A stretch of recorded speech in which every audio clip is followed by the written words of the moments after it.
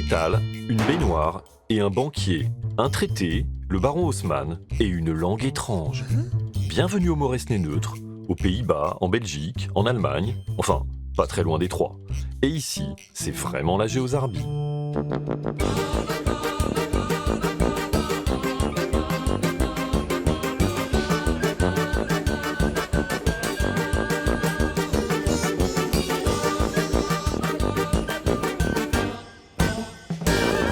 Amitié sur le Zinc.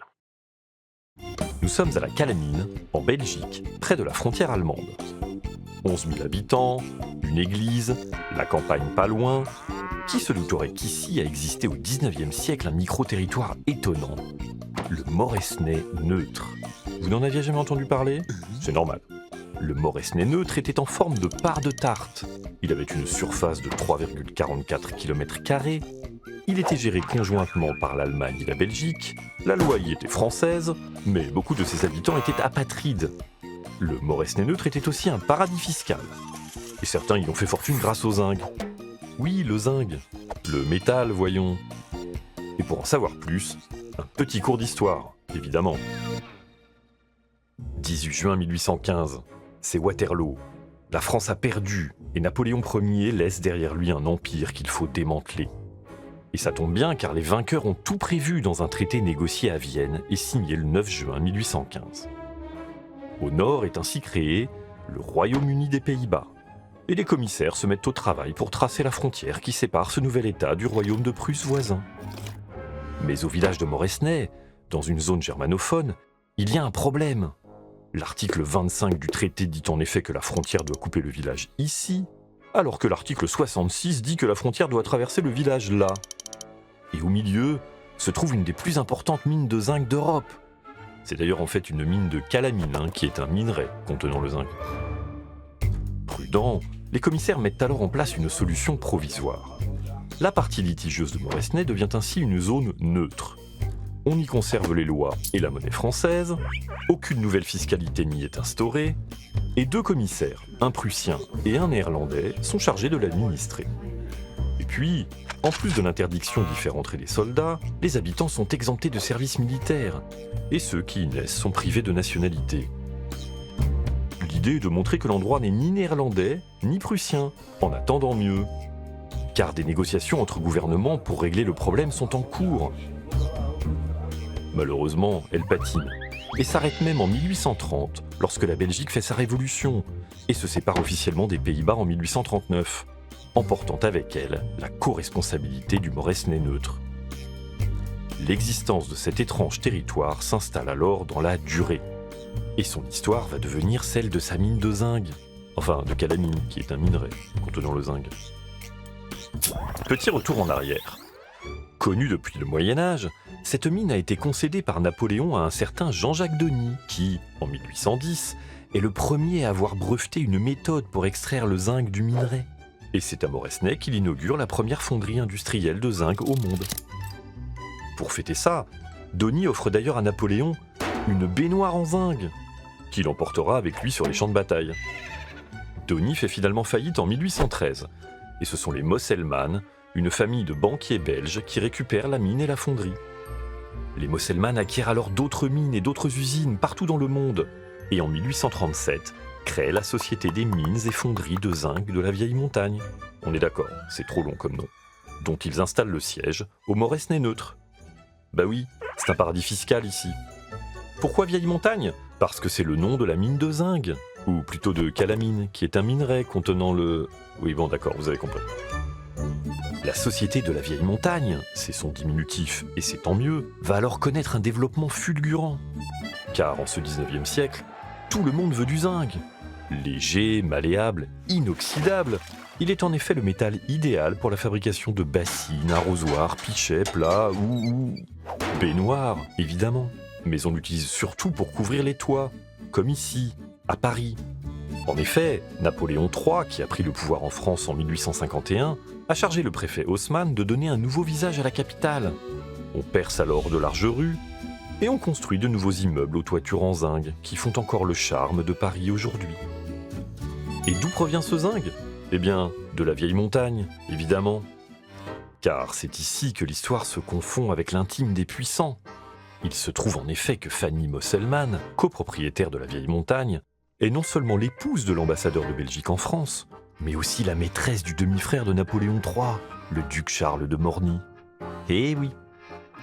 En 1860, le quart de la production mondiale de zinc proviendrait ainsi des mines et usines de la Vieille Montagne. De 256 habitants en 1816, le Moresnet-Neutre est ainsi passé à 2572 habitants en 1858. 10 fois plus. Et près de 1300 d'entre eux sont des ouvriers de la Vieille Montagne. Mais tout change. Suite à sa victoire contre la France lors de la guerre de 1870, la Prusse et ses alliés germaniques deviennent l'Empire allemand en 1871. Le service militaire est alors rétabli pour les Allemands installés au Moresnet-Neutre. Il a d'ailleurs aussi été réinstauré pour les Belges. Et puis, en 1884, la mine est épuisée et ferme. Et sur place, la Vieille Montagne n'emploie alors plus que 200 ouvriers. Bref, c'est la fin d'une époque. Alors, profitant de lois françaises toujours en vigueur et plus souples que celles des pays voisins, les habitants du Moresnet-Neutre vont commencer à trafiquer tout ce qu'ils peuvent. Un tunnel vers l'Allemagne est même creusé. Le Moresnet-Neutre devient aussi un gros producteur d'alcool de contrebande et compte bientôt plus de 60 bars et cafés attirant une clientèle de toute la région. Certains tentent aussi d'ouvrir un casino. Au tournant du XXe siècle, la réputation du Moresnet-Neutre est devenue celle d'un Far West. En Allemagne, on parle même de Chemmiser Graupengel, traduction racaille du Moresnet. Et comme le Far West, le Moresnet-Neutre attire. Il compte 3433 habitants en 1903.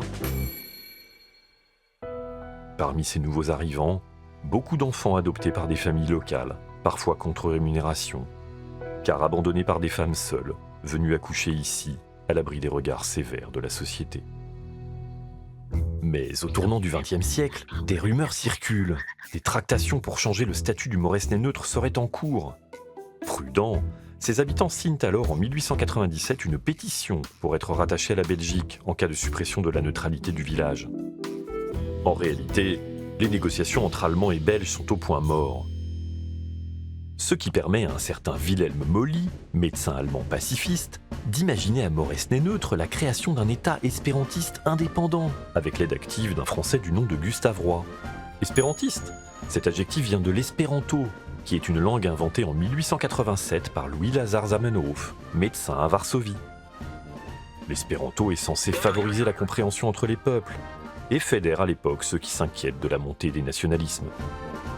L'État espérantiste a bientôt un groupe de soutien, un drapeau, un hymne, oui c'est bien lui qu'on entend, et un nom, Amikejo, c'est-à-dire, en espéranto, le pays de l'amitié. L'Amikejo naît ainsi officiellement le 13 août 1908. Mais évidemment, ce nouveau pays n'est reconnu ni par les Belges, ni par les Allemands, et son existence va se briser sur la dure réalité de l'histoire. Le 4 août 1914 en effet, les Allemands envahissent la Belgique afin de prendre les Français à revers. C'est le début de la Première Guerre mondiale. Et l'Empire allemand annexe le Moresnet-Neutre. Après la défaite allemande, le traité de Versailles, signé en 1919, acte la fin du Moresnet-Neutre. Rebaptisé la Calamine, il est intégré à la Belgique, en même temps d'ailleurs que ce qu'on appelle les cantons de l'Est. Calamine parce que c'est le minerai contenant le zinc, on vous l'a pas dit ? Mais en 1940, rebelote, la Calamine et les cantons de l'Est redeviennent allemands. Et en 1945, rebelote, le tout redevient belge, cette fois pour de bon. En moins de 30 ans, les natifs de Moresnet-Neutre ont ainsi changé 4 fois de nationalité, et certains hommes ont été obligés de combattre dans les deux camps, à un moment ou à un autre des 2 guerres mondiales. Aujourd'hui, la Calamine fait partie de la communauté germanophone de Belgique. Mais oui, souvenez-vous, on y parle majoritairement allemand. C'est pour ça qu'on l'appelle aussi Kelmis. Et on y trouve des traces du Moresnet-Neutre. Les bornes entourant le territoire d'autrefois, ce monument marquant le point de contact avec les 3 pays voisins, et l'entrée de l'ancien tunnel de l'époque des trafics. On y trouve aussi les anciens locaux de la Vieille Montagne, transformés en musée. La société a en effet déménagé. Elle existe encore et s'appelle aujourd'hui VM Zinc. Pour le coup, ce nom c'est peut-être un peu court, non ? Quant à l'ancienne mine de zinc, ou plutôt de calamine, elle est aujourd'hui comblée. Mais ce qui reste avant tout ici du Moresnet-Neutre, c'est peut-être un état d'esprit. À la Calamine, on revendique en effet une identité multiculturelle et européenne. La preuve, dans l'église, on trouve une plaque en l'honneur de tous les habitants de Moresnay morts pendant la Première Guerre mondiale. Et ce, quel que soit le pays pour lequel ils sont tombés. Le docteur Molly, mort en 1919 et enterré ici, serait heureux. La Calamine est un peu l'ami Caillot dont il avait rêvé.